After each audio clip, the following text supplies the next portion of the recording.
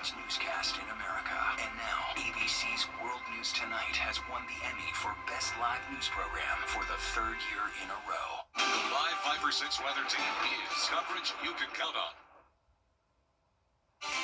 Coming up on News Channel 6, it's getting colder, and one organization is trying to help everybody stay warm. As the News at 11 starts right now. Live from Television Park, this is WJBF News Channel 6 at 11. Well, good Sunday evening to you. I'm Kim Vickers. Thank you so much for joining us.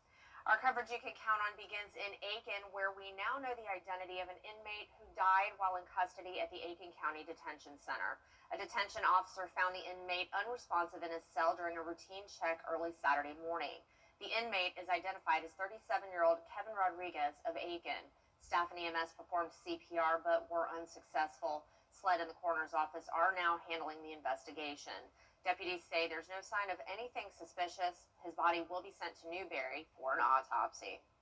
As temperatures drop across the CSRA, one local organization is making sure our neighbors in need stay warm. Francis Floresca shows us how Compass for Hope is serving the community. Every Sunday, Compass for Hope serves the homeless on the 7th Street parking lot of the James Brown Arena. The organization is known for providing laundry, cleaning, and showers, but today, volunteers also gave out necessities to keep people warm during the holiday season. The CSRA came together to donate items for those in need, including around 200 blankets and other essentials to help them survive the cold weather. With the cold weather coming in the wintertime, we always do gloves and beanie hats and hand warmers and things like that to try to help them cope with the elements, because we know some of these folks that we're serving will be sleeping outside tonight. Mike Garrison started Compass for Hope in 2018 with a simple goal: to spend his Sundays helping those who often feel forgotten. Now around 30 volunteers join him each week, offering snacks, clothes, showers, and laundry cleaning. One of those volunteers say the work the organization does is even more important this time of year. It's cold, and we just want to give back for the holidays because, some people don't have family, so it's just a community thing. It's a family out here. I love the environment. It's no competition in serving with them, and we treat everybody the same out here. That family feeling has also led to the addition of a new prayer station, giving those in need a quiet place for encouragement. A compass helps people find their way, and I believe hope is the most powerful emotion we have. And so I love that we're able to offer prayer and kind of renew people's hope and give them a refreshed feeling that day. If you want to serve with Compass for Hope, you can reach out to the organization's Facebook page and on their website, compassforhope.org. Well, starting Monday, temporary lane closures will be in place in Columbia County.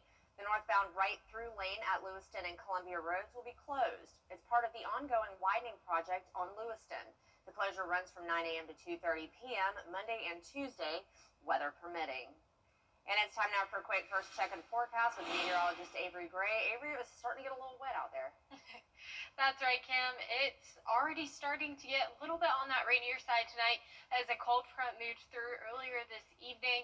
But right now at Augusta Busch Field over the Augusta Regional Airport, looking clear so far. We are seeing that overnight low temperatures are 43 degrees, and then we have a 20% chance for those lingering showers, which are still on our radar right now. Temperatures across the CSRA a bit cooler to our north, 48 here in Augusta, seeing those mid-50s in Allendale County right there at 55 degrees. So here's the look at that live Viper 6 radar, where that cold front has now passed through our area, but still bringing us some lingering showers as we head throughout the rest of this evening and this week. When in doubt, bust the umbrella out. I'll have more information on that and your futurecast straight ahead. Back to you, Kim.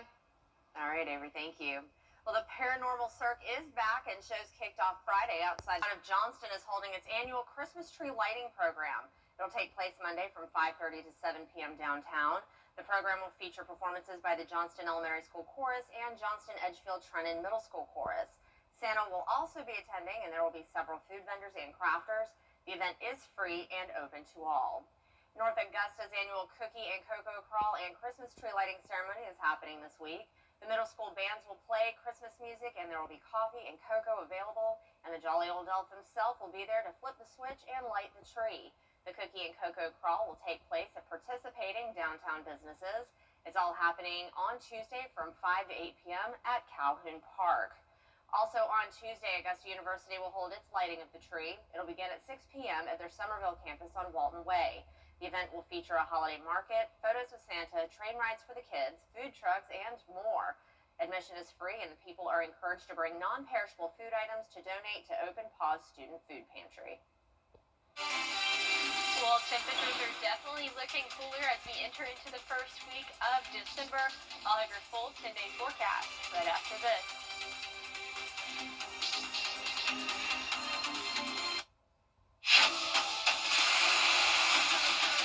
Your most watched local news is getting a big plus. WJBF 6 Plus, built for the way you watch. The CSRA's trusted news source, now on demand. Live Viper 6 weather when it matters most. Stream it anytime, anywhere. Plus, it's totally free. No subscription required. WJBF 6 Plus is ready when you are. Download it free today on your favorite streaming device. So you only check it twice? Well, yes. So you only check it twice? Well, yes. Nissan tests every model thousands of times. Even testing for severe Arctic weather. No wonder Nissan is J.D. Power's #1 in new vehicle quality. Hold on to that hat, Santa. Hurry in for Black Friday savings at the Nissan year-end event. Get 0% APR on select SUVs for well-qualified buyers, or get 5,000 customer cash on Pathfinder. The Rooms to Go Black Friday sale day. For years, WJBF News Channel 6 and our partners have championed local families through our Children First campaign. Together, our mission has always been to strengthen our community by uplifting children and their families across the CSRA. Count on News Channel 6 as we make a difference in the lives of local children. To learn more, visit WJBF.com/Children First. WJBF News Channel 6's Children First initiative is sponsored by Bridgestone and by Costello Law Firm. The News Channel 6 mobile app is now even better. Download it today. Now, your most accurate forecast with WJBF Live Viper 6. Welcome back, and right now you're taking a live look into our Terry Lambert Hyundai Skyview Cam over Atlantic City, New Jersey, where there's a beautiful view of that coastline, beach line right there. Shoreline is another word for that as well. And then that Ferris wheel, once again, very beautiful. I would enjoy spending some time out at the beach, but right now those temperatures not really vibing with that beach weather right now. We are seeing the upper 40s or lower 40s towards our northern line counties, 48 here in Augusta, then all the way to 55 in Allendale. That's still a result of that temperature gradient that was in place because of a cold front passing through a little bit earlier this evening. So here's a look at that. Seeing that cold front as it made its way through, bringing some lingering showers into our area. But the rain chances don't stop there. We are seeing increasing rain chances as we head throughout the next couple of days. 20% tomorrow for Monday evening into Tuesday morning, 90% chance for rain. We are going to have a slight break Wednesday and Thursday, then 70% chance for rain on Friday and into your weekend as well. So that's why I said earlier, when in doubt, bust the umbrella out. You want to make sure you have your umbrella and your rain jacket on you all days this week. The only days you're not going to need them, Wednesday and Thursday, but it will definitely be very beneficial for you. So the reason why we are seeing these increasing rain chances is because of a coastal low that's developing off of the Gulf right now, moving up into our Tuesday area. That's going to bring us some rain Tuesday morning. And then on top of this coastal low, we are also seeing a high pressure system to our northeast, which also puts a wedge in place. So kind of a difficult forecast there, but it is going to bring us a ton of rain. So let's take a look at that now with our future cast. We are seeing a pretty dry start to our Monday around 7 though, starting to see the rain showers enter into our area coming from the west, really moving in that northeast direction. But then we're going to see a lot more showers as we go into those overnight hours by Tuesday at 12 a.m. And then seeing some heavier pockets of downpours here and there by 4 o'clock on early Tuesday morning, then drying up as you head out into, trying to dry up by 8 a.m., and then definitely drying out as you head into the afternoon. So Tuesday when you drive to work, definitely going to be a wet commute, but then when you come home from work, The roadways still might be a little bit wet, but we are going to see some of that sunshine and then that remaining cloud cover that's still hanging over there. But we're talking about how much rain are we expected from now until the end of Tuesday night, and that's around 1.5 inches across the CSRA, which is very beneficial for us because we're in that really severe drought across our entire viewing area. And this could cause some concern. Maybe you're thinking, Avery, is it going to be flooding or anything like that? This isn't a setup that would really induce that flooding, but, in those roadways that are poor drainage areas, maybe your backyard doesn't have really good drainage, you could expect some standing water here and there, just that nuisance flooding that I like to call it, but we're not going to see like a major flood event with this kind of weather setup, so that is good news. And it's also going to keep our temperatures down, so whether you like it cold or you like it hot, not really sure how everybody feels, but if that's good news to you, we are going to see lower temperatures this week, well below average, as we head throughout the next 10 days. Now, as you're headed out the door tomorrow for Cyber Monday, 7 a.m., going to see those cloud covers, 47 degrees to start off your morning. Pretty cool, but not too terribly cold. And then seeing those rain chances increase throughout the day. And it was the end of hurricane season today. We had 13 named storms, 5 of them hurricanes, 4 of them major hurricanes. And I'll have more information on this and break this down in the Partly Cloudy podcast coming later this week. Overnight lows tonight sitting at 43 degrees. That's above average for this time of year. Highs tomorrow, though, well below average at 55. And here's a look at your 10-day forecast where you can see pretty wet weather all the way around. Definitely looking forward to Tuesday afternoon and into Wednesday when we get a little bit of a break from that rain, but rain is a good thing, and we are definitely in the need for it. Absolutely. It's definitely very wintry weather out. And I have to say, you're talking about hurricanes. I read, and you tell me from sure, I read that this was the first time in a decade that one of these hurricanes did not hit the continental U.S. Yeah, I'll definitely have to look that up. I don't know, off the top of my head as a fact, but yeah, that's what I read. Very cool. All right, well, a winter storm is causing chaos for Americans traveling home for after Thanksgiving. Sophie Flay tells us more after the break.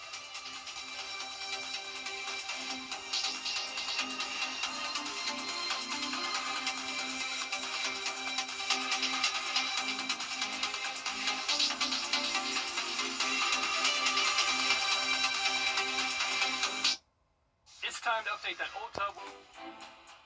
Children First on News Channel 6 is sponsored by Bridgestone. The live 5 for 6 mobile app. Download it today.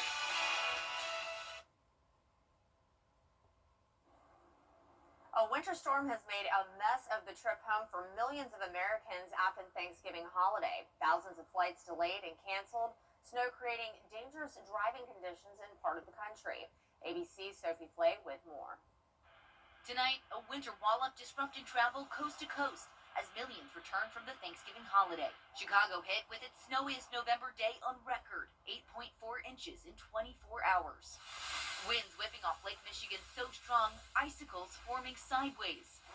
Snowplows racing to clear roadways. In South Bend, Indiana, EarthCam cameras show Notre Dame campus blanketed in snow. And further south near Terre Haute, a 45-vehicle pileup on Interstate 70. Drivers losing control and sliding into one another. The highway shut down for several hours. Indiana State Police with this plea. Folks, if you can stay home, let's just stay home. Fortunately, no one seriously hurt. People just need to drive smart when the snow starts falling. Reduce your speed, make sure you're buckled up, and let's just all be safe out there. This was the scene in Lowville, New York, north of Syracuse. The winter storm expected to bring nearly a foot of snow. More than 8,000 flights delayed nationwide, according to FlightAware. More than 1,000 canceled. Travelers stranded at Chicago's O'Hare. The Felt family trying to get home to New Orleans. Just trying to roll with the punches. We know better than a lot of people that sometimes Mother Nature has other plans and can disrupt what your plans are going to be. They finally arrived home at 5 a.m. this morning. Overnight, a Delta flight from Detroit to Des Moines slid off the runway, taxiing right after landing. 58 people were on board and no injuries. That same system now bringing rain and snow to the northeast, with wet roads extending all the way to the Gulf Coast. Sophie Flay, ABC News, New York. Now to the war in Ukraine and the ongoing... Gabriel, thank you. Well, coming up after the break, find out just how much this #1 issue of Superman sold for at an auction. We'll be right back. Georgia Axis is the market.